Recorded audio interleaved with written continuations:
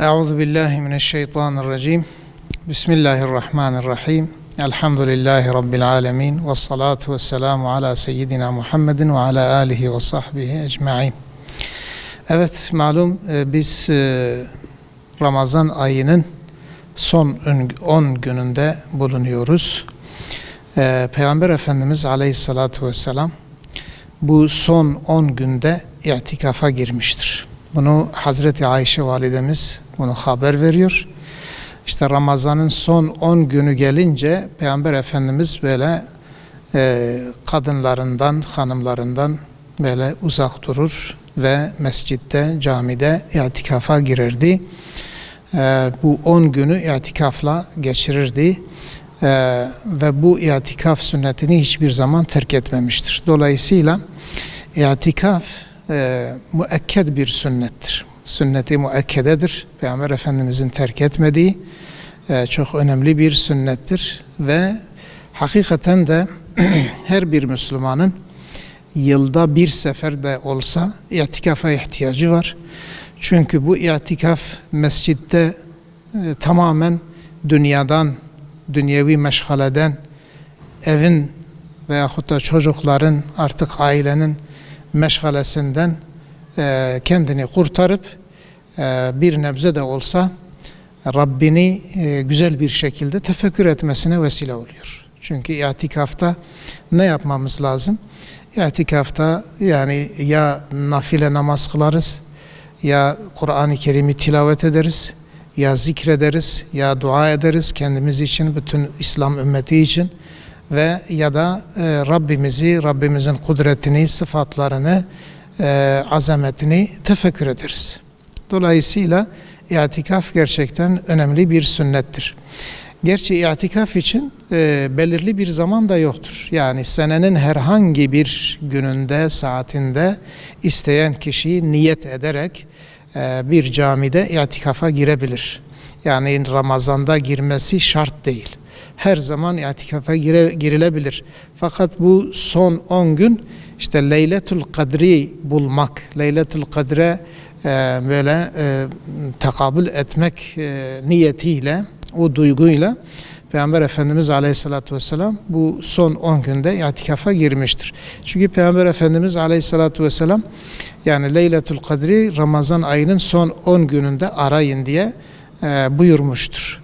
Tabi Leyletul Kadr yine kesin olarak son 10 günde midir, değil midir o ne zannidir ama büyük bir ihtimalla son 10 gündedir ve bu son 10 günün de tekli olan gecelerinde.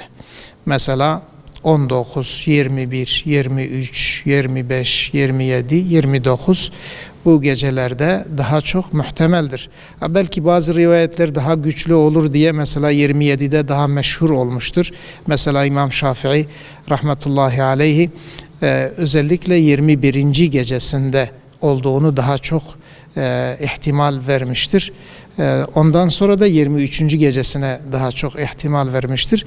Ama diğer alimler de 27. gününde gecesinde daha çok ihtimal vermişlerdir. Fakat bu son 10 gününün tamamını da insan mümkünse camide geçirebilse i'tikafta bu en güzelidir. İnşallah takabül eder ve insan ona mesela o Leyletul Kadri de idrak etmiş oluyor. Yani dolayısıyla bu son 10 günü i'tikafla geçirebilmek için camide kalmamız en doğru bir şeydir, en güzel bir ibadettir. Ve bu özellikle de eğer tamamını yapamıyorsak da en azından bu tekli gecelerinde camide i'tikafa girmemiz ve bu şekilde Leyletul Kadri idrak etmemiz. Leyletul Kadr nedir? Bunun için zaten Rabbimiz Celle Celaluhu özel hususi bir süre inzal buyurmuştur. Kadir suresi ve o sürede Rabbimiz Celle Celaluhu Leyletul Kadr'in ehemmiyetini Peygamber Efendimiz'e ve dolayısıyla bütün insanlara ve Müslümanlara haber vermek için yani Leyletul Kadr nedir sen bilir misin diye başlıyor. Çok önemli bir şeydir ve sonradan da şöyle buyuruyor. Leyletul Kadr 1000 aydan daha hayırlı bir gecedir. Yani düşünelim ki bir insan, yani çoğu insan 1000 ay ömrü zaten yoktur. Fakat o geceye eğer rast gelirse ve o gece niyetiyle ibadet ederse inşallah 1000 ayın sevabını kazanır. Ha tabi bazen böyle yanlış anlaşılmalar olur.